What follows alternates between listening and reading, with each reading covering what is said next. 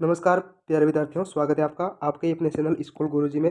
Student, जो आज question paper आपका सॉल्यूशन करवाने जा रहा हूँ वो है कक्षा 9 का हिंदी विषय की बात करें। या आज पूरा का पूरा मैं सॉल्यूशन करवाऊंगा, एक एक प्रश्न के आंसर बताऊंगा। विद्यार्थियों, रिक्वेस्ट है कि अगर आप वीडियो को ध्यानपूर्वक पूरा देखते हैं एक बार में आपको याद हो जाएगा, क्योंकि क्वेश्चन है विद्यार्थियों जो बता रहा हूँ उन्हीं में से आएंगे, देख लेना। अगर आपकी तैयारी बिल्कुल कम है, नहीं है या कमज़ोर है किसी भी सब्जेक्ट में, निश्चिंत रहिए।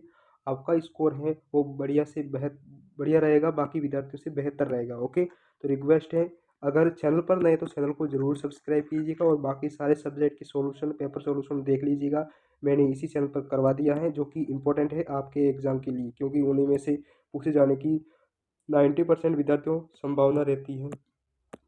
ओके, तो वीडियो को आप पूरा देखिएगा। सबसे पहले आपको क्या करना है, देखिएगा जो भी सामान्य निर्देश दे रखे हैं वो उसको पढ़ लेना है और उसके बाद सीधे प्रश्नों को हल करते हैं बिना टाइम वेस्ट किए हुए।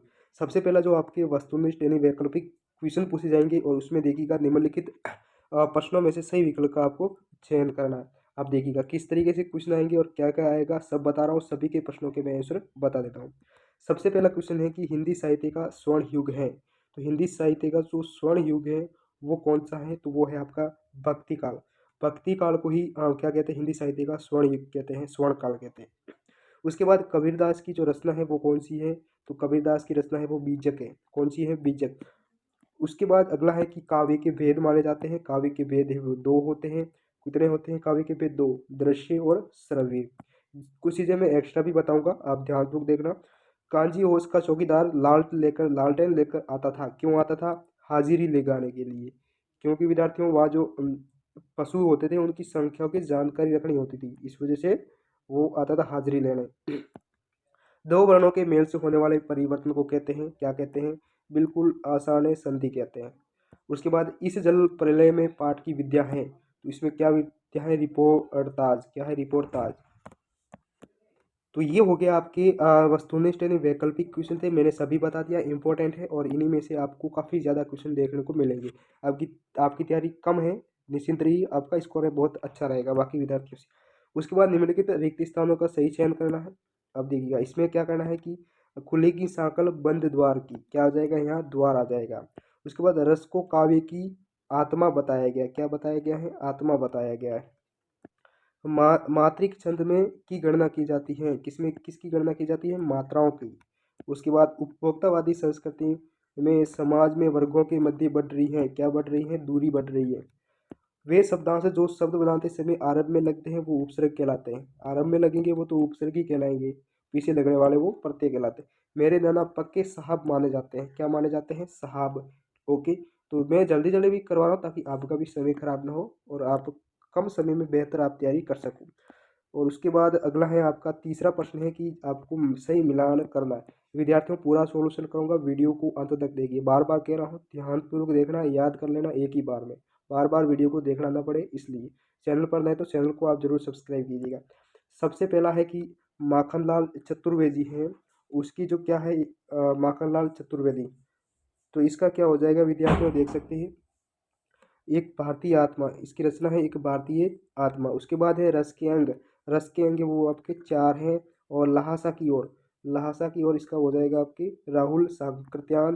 उसके बाद एकांक की एक अंक है और रचना के आधार पर बाकी तीन होते हैं। कितने होते हैं, तीन होते हैं। और घर का नौकर है वो रतन है। क्या है, घर का नौकर है वो रतन है। एक बार और बता देता हूँ अगर आपको समझ में नहीं आया है, कि माखनलाल चतुर्वेदी की रचना है एक भारतीय आत्मा। उसके बाद रस के अंग है वो चार। उसके बाद एकांक, सॉरी, लासा की और राहुल सांकृत्यान, एकांक की वो एक अंक। रचना के आधार पर बाकी वो तीन होते हैं और नौकर है वो रतन है। कौन सा है, घर का नौकर रतन। अब उसके बाद अगला है, अब ही सबसे ज़्यादा जो पॉइंट है, ज़्यादा क्वेश्चन है वो अब आएंगे आपके टेक्स्ट बुक्स में से। निम्नलिखित प्रश्नों में से क्या उत्तर एक वाक्य में लिखना है, जो पूछा गया है बता रहा हूँ। और इन्हीं में से आपको ज़्यादा से ज़्यादा नंबर प्राप्त करने की उम्मीद रहेगी अगर आप ध्यानपूर्वक पूरा देखते हैं, अध्ययन करते हैं। विद्यार्थियों, अगर आप इसकी पीडीएफ प्राप्त करना चाहते हैं तो हमारे टेलीग्राम चैनल से आप डाउनलोड कर सकते हैं। तो जिसका लिंक है इस वीडियो के डिस्क्रिप्शन में दे रखा है, वहाँ से आप टेलीग्राम चैनल को ज्वाइन कर लेना और वहाँ से इसकी पीडीएफ डाउनलोड कर लेना अपने फ़ोन में। सबसे पहला क्वेश्चन है कि क्या है, कवि पंत ने गाँव को हरता जन मन क्यों कहा है।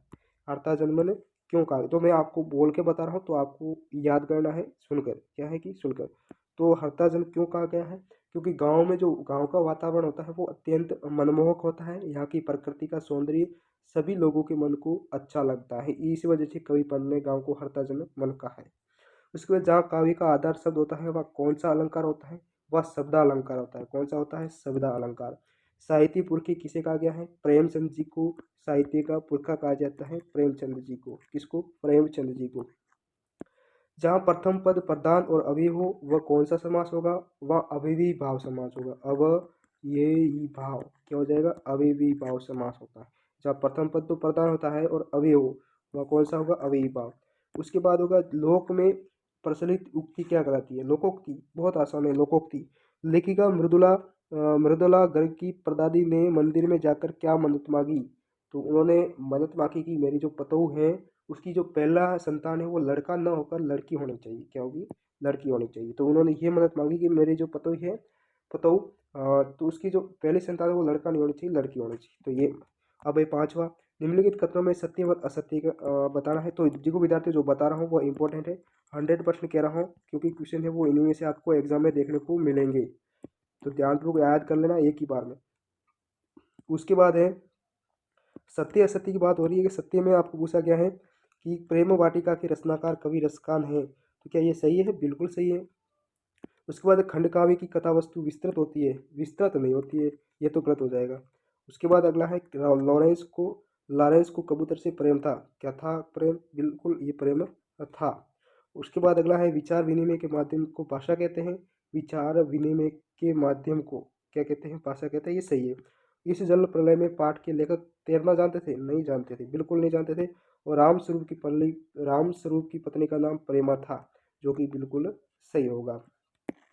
अब इसके बाद आपका छठा है, अब थोड़े ज़्यादा बड़े आएंगे, आपको 2-3 लाइनों में लिखना होगा, लगभग 40 शब्दों में आपको लिखना है।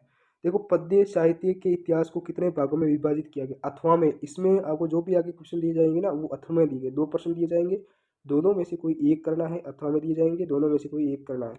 ओके, अब ये पहला प्रश्न पूछा गया है सट्टे में कि पद्य साहित्य के इतिहास को कितने भागों में विभाजित किया है। तो इसमें कितने भागों में विभाजित किया है? नाम लिखना है। तो आदिकाल, भक्तिकाल, रीतिकाल और आधुनिक काल। चार चार भागों में। कौन से? आदिकाल, भक्तिकाल, रीतिकाल और आधुनिक काल। तो आपको याद कर लेना है, जैसे मैं बोल रहा हूँ, आदिकाल, भक्तिकाल, रीतिकाल और आधुनिक काल। उसके बाद रसखान या सुमित्रा नंदन पंत के भाव सौंदर्य की 2 विशेषता लिखिए। ठीक है, दोनों में से किसी एक की आपको उसका भाव सौंदर्य की रचना किस प्रकार है उसकी विशेषता लिखनी। तो रसखान की मैं बता रहा हूँ कि लेखन इसका जो आडंबर रहित था, जो रसखान का लेखन है वो आडंबर रहित था, पहली विशेषता ये। दूसरी की वे लेखन में अलंकारों का प्रयोग करते थे। क्या करते थे? अलंकारों का प्रयोग करते थे। पहला है कि वो आडंबर रहित लेखक थे वो, और वो लेखक लेखन में अलंकारों का प्रयोग करते थे। उसके बाद अगला है कि कवित्री ललदेद का घर जाने की सा से क्या तात्पर्य है? तो कवित्री का ललदेद का घर जाने से क्या तात्पर्य है? तो ये बहुत इंपॉर्टेंट है, क्योंकि जो घर जाने का तात्पर्य है कि प्रभु से मिलना। समझ गए ना? प्रभु से मिलन। उसके अनुसार जहाँ प्रभु है वहीं उसका वास्तविक घर है, ये इसका तात्पर्य है। ये अथवा में दे रखा है, दोनों में से कोई एक करना है। आप अगर ये भी तैयार करना चाहते हैं तो अपनी किताब से तैयार कर लीजिएगा, बाकी का मैं आपको बता रहा हूँ। उसके बाद अगला है कि अरहर और सनई के खेत कवि पंत को कैसे दिखाई देते हैं? अरहर और सनई के खेत कवि को कैसे दिखाई दे रहा है? तो ये जो खेत हैं उनको सोने की करधनी के समान दिखाई दे रहे हैं। कैसे? सोने की किकड़ियाँ, जिसे करधनी पीत कहते हैं, उनके समान दिखाई दे रहे हैं खेत अरहर और सनई के। उसके बाद संद किसे कहते हैं? संद के प्रकार लिखने हैं। संद किसे कहते हैं? तो अक्षरों की संख्या, मात्रा, गणना आदि को क्रमबद्ध तरीके से लिखना संद कहलाता है। ध्यानपूर्वक देखना मैं क्या बोल रहा हूँ कि अक्षरों की संख्या, मात्रा, गणना आदि को क्रमबद्ध तरीके से लिखना क्या कहलाता है? संद कहलाता है। क्या कहलाता है? संद कहलाता है। और ये कितने प्रकार के होते हैं? ये लगभग 4 प्रकार होते हैं, वर्णिक, मात्रिक और उभय और स्वच्छंद, 4 प्रकार के होते हैं। उसके बाद है अनुप्रास अलंकार की परिभाषा उदाहरण सहित लिखी। अनुप्रास अलंकार। अनुप्रास अलंकार किसे कहते हैं? जिसको वर्णों की एक से अधिक बार आवृत्ति हो, जिसमें क्या होती है? वर्णों की एक से अधिक बार किसी भी रेखांकित जो रेखा होती है, कुछ भी लाइन होती है, उसमें वर्णों की बार बार आवृत्ति होती है। क्या होती है? बार बार आवृत्ति होती है। जैसे कि मैं बोल रहा हूँ, लाली मेरे लाल की जित देखो तित लाल। समझ गए ना क्या बोल रहा हूँ मैं? कि लाली मेरे लाल की जित देखो तित लाल। इसमें लाल ल ल का प्रयोग ज्यादा बार हुआ है, यानी आवृत्ति हुई है ल शब्द की बार बार, ल वर्ण की बार बार आवर्ती हुई हैं, तो इसमें क्या है कि क्या होगा, अनुप्रास अलंकार होगा। उसके बाद अगला जो क्वेश्चन है विद्यार्थियों, वो क्या पूछा है कि गद्य की प्रमुख विद्याओं के नाम लिखिए। गद्य की विद्या कितनी है, तो इसमें देखो, एक तो नाटक हो गया, क्या हो जाएगा, नाटक हो जाएगा। दूसरी एकांकी हो जाएगा, क्या हो जाएगा, एकांकी। और उसके बाद उपन्यास हुआ, उपन्यास। और उसके बाद कहानी होगा, क्या हो जाएगा, कहानी हो जाएगा। और निबंध है, आलोचना है, निबंध भी लिख सकते हो, आलोचना भी लिख सकते हो। इस तरीके से आप, ये हैं गद्य की प्रमुख विद्याएं, नाटक, एकांकी, कहानी, उपन्यास और निबंध। ये गद्य की विद्याओं के प्रमुख नाम है, तो आप याद कर लेना, स्क्रीनशॉट ले लेना। समझ गए। उसके बाद अगला है कि मुंशी प्रेमचंद के साहित्य की दो विशेषता। मुंशी प्रेमचंद इनकी साहित्य की दो विशेषता, पहली है इनकी रचनाएं ग्रामीण जीवन की झांकियों से ओतप्रोत हैं। क्या इनकी रचनाएं ग्रामीण जीवन की झांकियों से ओतप्रोत हैं, और इनका दृष्टिकोण सर्वत्र मानवतावादी था। कैसा था, मानवतावादी। तो मैं आराम से बोल रहा हूँ ताकि आपको याद हो जाए सुनकर, क्या हो जाएगा, सुनकर याद हो जाए। इसलिए विद्यार्थियों, हम आपके लिए इतना करते हैं विद्यार्थियों, आपका भी फर्ज बनता है कि चैनल को आप जरूर सब्सक्राइब कीजिएगा, चैनल से जुड़े रहिए, इसी प्यार बनाए रखिएगा ऐसा ही। और सारे सब्जेक्ट के पेपर देख लीजिएगा, ठीक है। और वीडियो को पूरा देखें, ध्यान दो, आपको बेहतरीन से बेहतरीन तरीके से याद करवाया जाएगा, तैयारी करवाया जाएगी, जिससे आपका कम समय में कम तैयारी से बेहतर स्कोर हो जाएगा। कांजी होश में कैद पशुओं की हाजिरी क्यों ली जाती थी, क्योंकि इससे क्या है कि पशुओं की संख्या की जानकारी होती थी, क्या होती, ताकि पशु कोई भाग जाए बाहर भाड़े से, तो उसको पकड़कर वापस लाया जा सके, इसलिए गिनती की जाती थी, उसकी हाजिरी की जाती थी। प्रेमचंद के फटे जूते पाठ के आधार पर प्रेमचंद के व्यक्तित्व की दो विशेषता लिखनी है। क्या लिखनी है, दो विशेषता। पहली विशेषता है कि उनका व्यक्तित्व बहुत सीधा साधा था। कैसा था, सीधा साधा था। और दूसरा कि वह स्वाभिमानी व्यक्ति थे। कैसे थे, स्वाभिमानी। देखो, प्रेमचंद के फटे जूते के अनुसार जो प्रेमचंद का जो विशेषता थी, कि पहली विशेषता कि वह, उनका व्यक्तित्व सीधा साधा था, और दूसरा है कि वो एक स्वाभिमानी व्यक्ति थे। याद कर लेना। उसके बाद अगला जो क्वेश्चन है कि निपात शब्द से क्या आशय है, और उदाहरण मैं अथवा में नहीं करवा रहा हूँ, देखो अथवा में 2% दे रखे हैं, तो इसलिए दोनों में से एक ही करवा रहा हूँ, तो आपको दो तैयार कर लेने हैं, दो तैयार कर लेने, बार बार कह रहा हूँ, दोनों तैयार कर लेने हैं। निपात शब्द के आश्रय उदाहरण बताइए। निपात का अर्थ क्या होता है विद्यार्थियों, निपात यानी किसी बात पर अतिरिक्त भार देना। समझ गए ना। मान लो कोई भी बात हो, उस पर अतिरिक्त भार देने के लिए जिन शब्दों का प्रयोग किया जाता है, उसे निपात शब्द कहते हैं। क्या कहते हैं, निपात। यानी किसी भी बात पर अतिरिक्त भार देने के लिए जिन शब्दों का प्रयोग किया जाता है, उसे निपात कहते हैं। जैसे कि मत, ये जो शब्द बता रहा हूँ, मत है, क्यों, नहीं, काश, जल्दी, हाँ, केवल। ऐसे कुछ ज़्यादा शब्द होते हैं जो किसी भी बात को बार बार उस पर दबाव डालते हैं, ठीक है, अतिरिक्त भार देते हैं। जैसे मत, क्यों, कोई पूछ रहा है वहाँ गया था, वहाँ क्यों गया था, किस कारण गया था, नहीं जाना चाहिए, इस तरीके से उसको बार बार उस पर भार दिया जाता है। उसके बाद अगला है 17वां कि बाढ़ पीड़ित क्षेत्र में कौन कौन सी बीमारियां फैलने का खतरा है।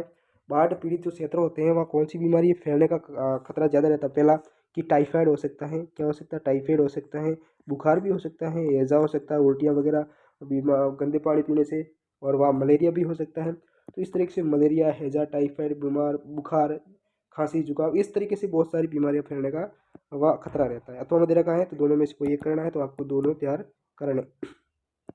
अगला है निम्नलिखित काव्यांश का संदर्भ सहित भावार्थ लिखिए।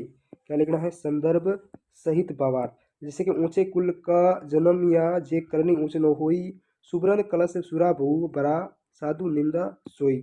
इसका जो अर्थ बता रहा हूँ कि सप्रसंग व्याकरण, इसका अर्थ है विद्यार्थियों कि ऊंचे कुल में जन्म लेने से कोई ऊंचा नहीं होता है। समझ गए ना। ऊंचे कुल में जन्म लेने से कोई ऊंचा नहीं होता है, ऊंचा होता है उसके कर्म से, यानी काम करने से, उसका क्या कार्य है। अगर अगर जो जो शराब होती है, क्या होती है, सुबरन, जिसे शराब कहते हैं, उसको सोने के कलश में आप भर दो, तो क्या वो एक सज्जन व्यक्ति के लिए पेय पदार्थ हो जाएगा, नहीं हो जाएगा। सज्जन व्यक्ति का मतलब जो शराब का सेवन नहीं करता। और शराब को अगर सोने के प्याले में भर दो, तो क्या वो शराब सज्जन व्यक्ति के लिए पेय पदार्थ हो जाएगा, पीने के लिए नहीं होगा। तो इसी तरीके से अगर ऊंचे कुल में जन्म लेने से व्यक्ति ऊंचा नहीं होता, ऊंचा होता उनके कर्म से। तो इसका हो गया इसका। उसके बाद 19वां प्रश्न है मोस्ट इंपोर्टेंट, गद्यांश की प्रश्न व्याख्या करनी। इस तरीके से पहले बताया ना, ये जो पढ़कर आपको प्रश्न व्याख्या दोनों में से कोई एक करना है, दोनों में से एक आध पूछा जाएगा 100%। क्या दोनों में से विद्यार्थियों एक आध 100% पूछा जाएगा, एक ये और ये दो। और उसके बाद जो लास्ट क्वेश्चन है आपका, पानी का महत्व विषय पर आपको अनुच्छेद लिखना है। अनुच्छेद मतलब पानी का महत्व, इस पर आपको एक अनुच्छेद लिखना है, या फिर वार्षिक परीक्षा की तैयारी पर पिताजी जी किए गए संवाद पर लेख लिखना है।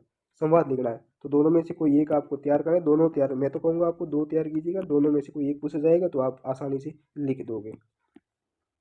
उसके बाद अगला है निम्नलिखित अपठित काव्यांश या गद्यांश को पढ़कर नीचे लिखे गए प्रश्नों के उत्तर लिखिए। देखो ये अथवा दे रखा, तो मैं तो कहूँगा आप गद्यांश को पढ़े, काव्यांश को मत पढ़े। काव्यांश में आपको दिक्कत हो सकती है, तो गद्यांश को पढ़ के प्रश्नों के उत्तर आसानी से मिल जाएंगे गद्यांश में। तो काव्यांश में आपको उसका अर्थ वगैरह निकालना पड़ेगा, तो इससे अच्छा है आप गद्यांश पढ़े, पढ़कर उसके प्रश्नों के उत्तर दीजिए। सबसे पहले आपको गद्यांश को पढ़ना है। प्रश्न पूछा है उपयुक्त गद्यांश का उचित शीर्षक लिखिए। तो मुझे ये गद्यांश मैंने पढ़ा है पहले, तो मैं सीधा आपको 2 से 3 बार पढ़ना है, गद्यांश को 2 से 3 बार पढ़ना है। विद्यार्थियों, चैनल पर नए तो चैनल को आप जरूर सब्सक्राइब कीजिए। अगर इसकी पीडीएफ प्राप्त करना चाहते हैं, टेलीग्राम चैनल को ज्वाइन कर लेना, जिसका लिंक है इस वीडियो के डिस्क्रिप्शन में दे रखा है। देखिएगा, अब देखो इसका उपयुक्त जो शीर्षक है वो है आपका क्या विद्यार्थियों, परोपकार। क्या हो जाएगा? परोपकार। ठीक है, तो इसका ये लिख देना परोपकार। और सच्ची मानवता क्या है? पूछा है कि सच्ची मानवता क्या है? यह है कि पर के लिए सर्वस्व बलिदान करना सच्ची मानवता। पर का मतलब दूसरों के लिए, दूसरों के लिए हमेशा बलिदान करना, दूसरों के लिए कार्य करना, दूसरों की सेवा भाव करना, जो भी है दूसरों के लिए बलिदान देना सच्ची भावना है। उसके बाद उपयुक्त गद्यांश का सारांश लिखना है, आपको इसका सारांश पढ़ना है। उसके बाद आपको क्या लगता है इससे क्या हमें शिक्षा मिल सकती है, क्या अर्थ निकल सकता है इस गद्यांश के, वो थोड़ा सा सार 3-4 लाइनों में लिख देना है। और उसके बाद अगला है जो मोस्ट इम्पोर्टेंट क्वेश्चन आने वाले हैं, वो है आपकी प्रार्थना पत्र। शुल्क मुक्ति हेतु अपने विद्यालय को विद्यालय के प्राचार्य को शाला शुल्क मुक्ति हेतु आवेदन पत्र लिखना है, या फिर अपने मित्र को जन्मदिन की बधाई हेतु पत्र लिखना है। दोनों तो 100% ये तो पूछा जाएगा, दोनों में से कोई एक, तो दोनों तैयार करना है। और एक टीसी पर आप तैयार कर लीजिएगा, ट्रांसफर सर्टिफिकेट पर। और दोनों ये तो याद करने ही है, तो जो बता रहा हूँ वो तो आएंगे बिल्कुल। उसके बाद है कि निम्नलिखित विषयों में से किसी एक विषय पर आपको निम्न लिखना है। तो ये जो विषय दे रखे हैं, जैसे कि मेरी प्रिय पुस्तक है जीवन में खेलों का महत्व है, विद्यार्थी जीवन में अनुशासन, और दैनिक जीवन में इंटरनेट का महत्व, और स्वच्छ भारत अभियान। इनमें से 5 में से किसी एक पर आपको निबंध तैयार कर लेना। और तो पाँचों में से कोई एक 100% बिल्कुल विद्यार्थियों, एक दो बिल्कुल पूछा जाएगा, तो इन पाँचों में से एक पूछा जाएगा, तो तैयार कर लीजिएगा आप इसे। तो ये था आपका हिंदी विषय का जो पेपर कक्षा 9 की बात करते थे, और तो ये हिंदी विषय का था। मैंने बता दिया मैं कि आपको पूरा सॉल्यूशन करवाने वाला हूँ। ठीक है, तो सबसे उम्मीद करूँगा कि आपने वीडियो को अंत तक देखा होगा। चैनल पर नए तो चैनल को आप जरूर सब्सक्राइब कीजिएगा, रिक्वेस्ट रहेगी, और सपोर्ट बनाए रखा, ऐसे ही प्यार बनाए रखिए। मिलते हैं अगले वीडियो में, तब तक बने रहिए हमारे चैनल पर।